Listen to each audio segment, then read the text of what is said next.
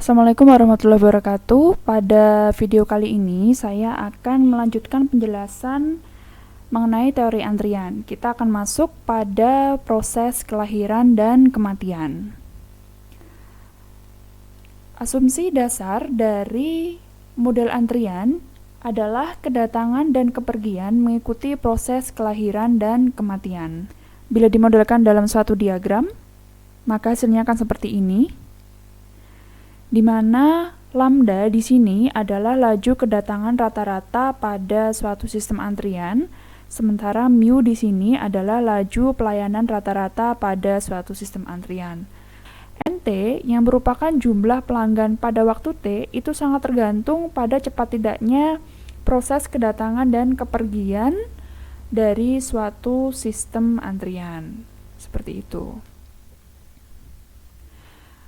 Proses kelahiran dan kematian sendiri memiliki beberapa asumsi. Asumsi yang pertama adalah jika NT sama dengan N, maka waktu kelahiran dengan kelahiran berikutnya mempunyai distribusi probabilitas eksponensial dengan parameter lambda N. Atau dalam kata lain, waktu antar kedatangan mengikuti distribusi eksponensial dengan parameter lambda. Asumsi kedua, jika NT sama dengan N, maka waktu kematian dengan kematian berikutnya mempunyai distribusi eksponensial dengan parameter mu N, di mana N sama dengan 1, 2, dan seterusnya.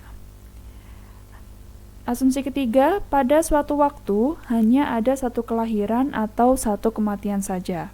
Jadi hanya ada dua kemungkinan, yaitu N berpindah menjadi N plus 1 ketika terjadi satu kelahiran, atau N berpindah ke N-1 ketika terjadi satu kematian. Nah, dari ketiga asumsi ini, kita bisa menyusun suatu red diagram dari proses kelahiran dan kematian. Nah, misalkan satu sistem ketika belum terjadi kedatangan maupun kepergian, saya simbolkan sebagai satu sistem 0.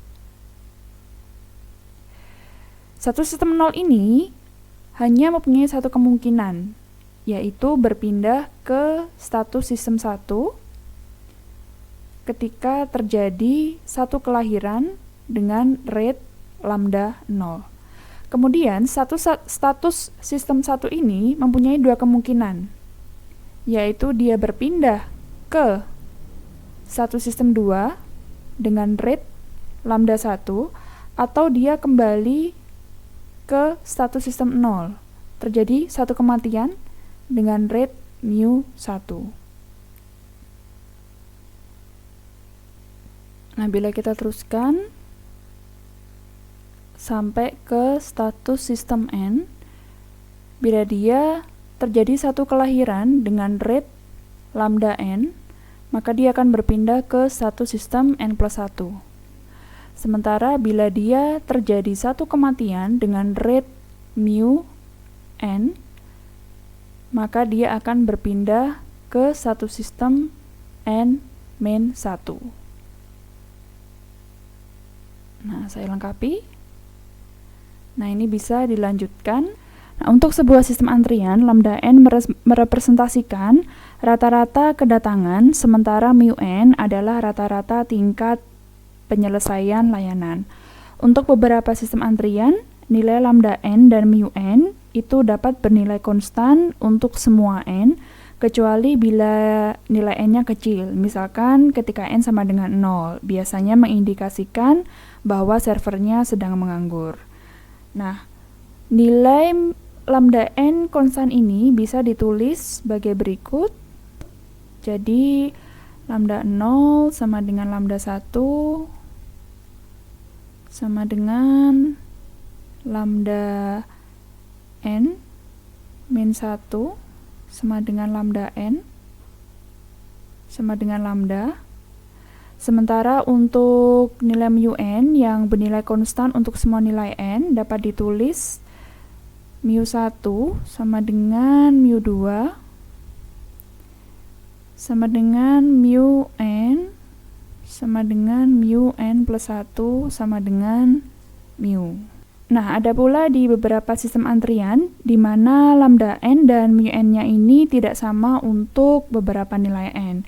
Biasanya hal ini terjadi karena beberapa sebab. Contoh kasus nyata untuk kondisi di mana lambda n-nya ini bervariasi, misalkan kita berencana ke teller bank untuk melakukan transfer uang. Nah, ini misalkan di banknya, ya. Kemudian ini tellernya, ini adalah antriannya, seperti ini. Nah, kemudian saat itu kita akan masuk untuk mengambil nomor antrian. Misalkan di sini nomor antriannya. Tapi ketika di pintu, kita lihat bahwa ternyata masih banyak nasabah yang belum dilayani oleh teller. Karena itu kita memutuskan untuk tidak jadi masuk ke sistem antrian yang ada di dalam bank ini atau disebut dengan bulking. Nah, itu dapat menyebabkan lambda n-nya berubah-ubah, tidak konstan untuk semua n. Sementara itu, ada juga kondisi ketika mu n-nya tidak sama untuk semua n. Contohnya ini sama seperti di antrian bank tadi, tapi kondisinya sekarang kita sudah terlanjur masuk ke dalam antrian, sudah mengambil nomor antrian, dan kita menunggu untuk dilayani oleh teller. Saat menunggu untuk dilayani teller, kita memutuskan untuk keluar dari sistem antrian di dalam bank tersebut. Sehingga kita keluar dari sistem antrian pelayanan teller tanpa dilayani. Hal ini yang bisa menyebabkan mu n tidak sama untuk semua n. Seperti itu. Nah, sekarang kita coba lanjutkan. Kita kembali lagi ke diagram rate dari proses kelahiran dan kematian. Jadi, diagram rate ini itu sebenarnya mempunyai prinsip, yaitu rate in sama dengan rate out, atau dikenal dengan persamaan balance. Nah, apa itu rate in sama dengan rate out? Artinya adalah ekspektasi jumlah kelahiran atau kedatangan itu sama dengan ekspektasi jumlah kematian atau pelayanan. Bagaimana cara menemukan persamaan balance untuk masing-masing status ini? Saya beri contoh untuk persamaan balance status 0. Misalkan status 0, saya tulis seperti ini. Nah, yang masuk ke status 0 itu hanya dari status 1 dengan probabilitas P1 dan laju rata-rata mu1. Sehingga rata-rata kejadian yang masuk status 0 adalah mu1 P1, atau kita tulis rate in sama dengan mu1 P1. Kemudian status 0 ini hanya bisa keluar ke status 1 dengan probabilitas P0 dan laju rata-rata lambda 0.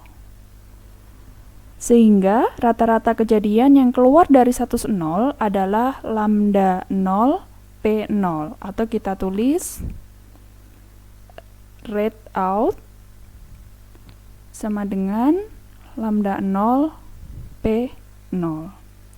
Sehingga dari sini kita mendapatkan persamaan balance dari status 0, yaitu mu1 P1 sama dengan lambda 0 P0.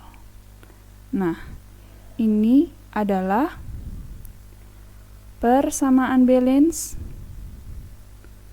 dari status 0. Bagaimana cara menghitung untuk yang 1, 1, 2, dan seterusnya? Silahkan kalian explore sendiri. Bisa juga dibaca dari berbagai referensi bagaimana persamaan balance dari masing-masing status ini.